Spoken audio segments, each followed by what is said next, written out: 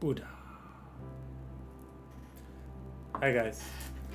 So I decided I wanted to do a video about a topic that's really important to me.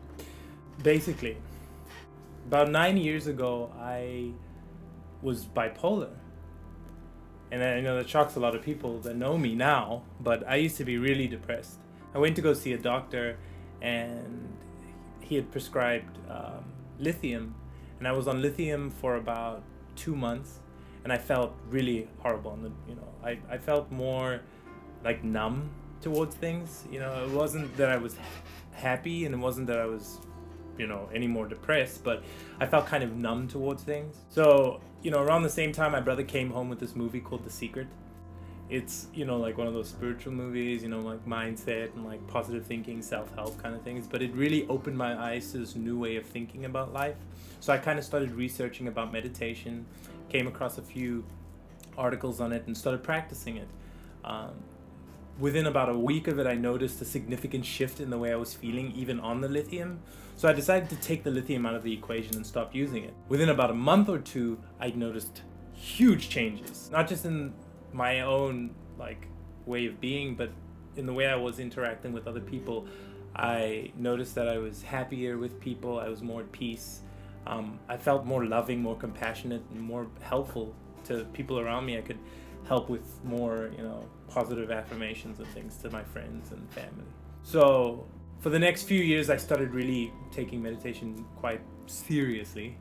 And I started doing it every day, every morning and every night. I would do it anywhere from 5 to 20, 30 minutes, it depends. I used to meditate with music to help me because I couldn't really silence my mind at the time. It's so much noise. But that was okay. I meditated to Sigur Rós, and I'll put the description for a lot of the links that I'm going to talk about. Sigur Rós, I used to meditate to them, and that was really helpful. And so around 2012, I started becoming really lazy about meditation. I got so distracted with Facebook and Tumblr and video games and all this other stuff that I wanted to do, which is great. I love video games. They're great. But I got so distracted thinking that as soon as I come home from work, I want to just play the games. I don't really have time for meditation. I don't really have time for all these other things. Eventually, I developed panic disorder. And when the panic attack started, we didn't know what was wrong. We ended up going to see neurologists, and I had an MRI done. They couldn't figure out what was wrong. Eventually, I went to see just the regular doctor, and the doctor told me that it sounded like panic attack and that they were causing some sort of seizure, but it's not like a seizure where I pass out or anything. They were just causing, the symptoms were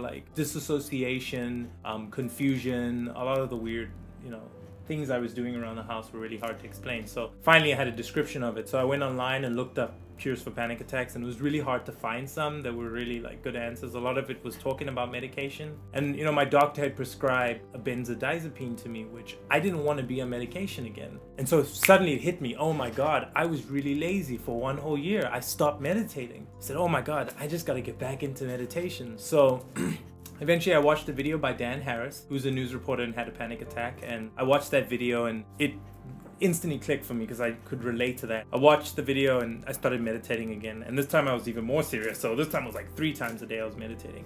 And around the time my panic attacks were happening, probably I'd say anywhere from 5 to 8 times a day. And at one point I was at home for 3 weeks, and my friend came over and sat with me to help me do laundry one day because I was too scared to leave the house. I was scared to do anything. So eventually the panic attacks, started significantly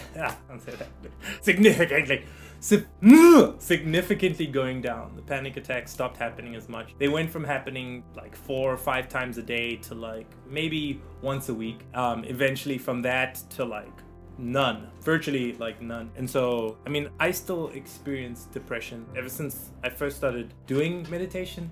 It wasn't like I didn't have moments of depression. They did happen, but I wasn't stuck in it for so long. I didn't feel like I couldn't get out. And there were moments where I did actually go into deep depression, but meditation was always the cure. Every time I got back into meditation, it would immediately alleviate so much of the trouble I was feeling at the time. And I know that there's a lot of people out there who feel as though depression has become a part of who they think they are because their family had it and their parents had it, and so it's this whole thing of I can't let go of it, and there's kind of this whole story that it's a disease. And I'm not saying it isn't, but you got to really look at that word and hyphenate it for a second. Dis-ease. That's a body that's not at ease. And so essentially, when you meditate, you're putting yourself into a state of ease. You're relaxing so that your cells, your body can correctly function and things like that. It helps. I don't know the science of it all, but I know that meditation releases hormones, neurotransmitters during meditation, like dopamine, oxytocin, all of these are the chemicals that are released, and they're helpful to your body. If you don't believe the science of it, like I'm saying right now, here's a diagram to help you, right here.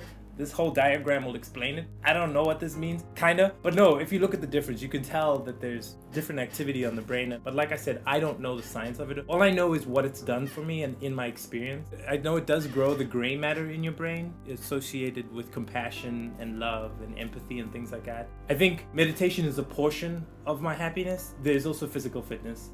I do exercise, I bike on occasion.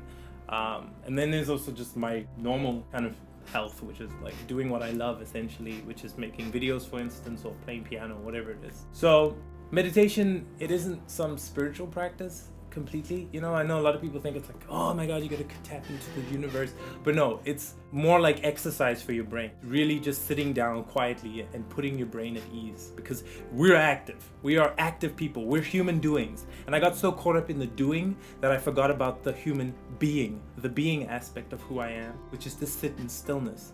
And so now, if I was to give you some tips on meditation, it's nothing big. You just sit silently for anywhere from 5 to 10 to 20, 30 minutes, sometimes 3 minutes. It doesn't really matter, as long as you feel comfortable enough and you practice, you'll eventually start wanting to do it longer. Don't just force yourself and make it a chore. But a lot of the times in the beginning of my meditation, I'm a little bit restless. 3 minutes go by and eventually I'm just like really enjoying the sensation of stillness and being in that moment. So when I do it, I focus intently on my breath. I close my eyes and I focus on my breathing. I just observe the inflow and the outflow of breath, kind of like the ebb and flow of the ocean. And a friend told me that if you listen to your breath, it kind of sounds like that. It kind of sounds like the beach, how the ocean goes.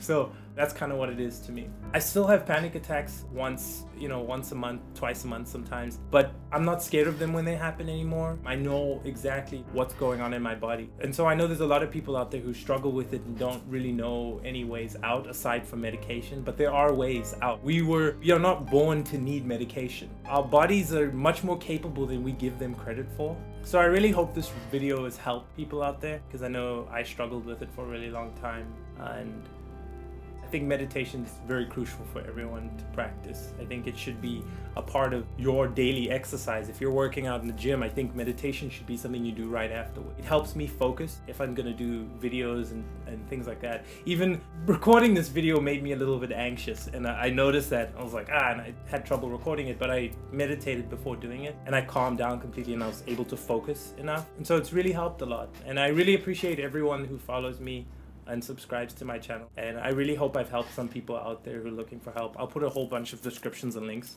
But one more thing I wanted to talk about. Here's a list of all of the kind of benefits of meditation. I'll give you like 100 lists, and it's gonna load down, I think, scrolling. If it doesn't work like that, that's fine. But here's a scroll of all benefits. If you look at that, a lot of benefits of meditation.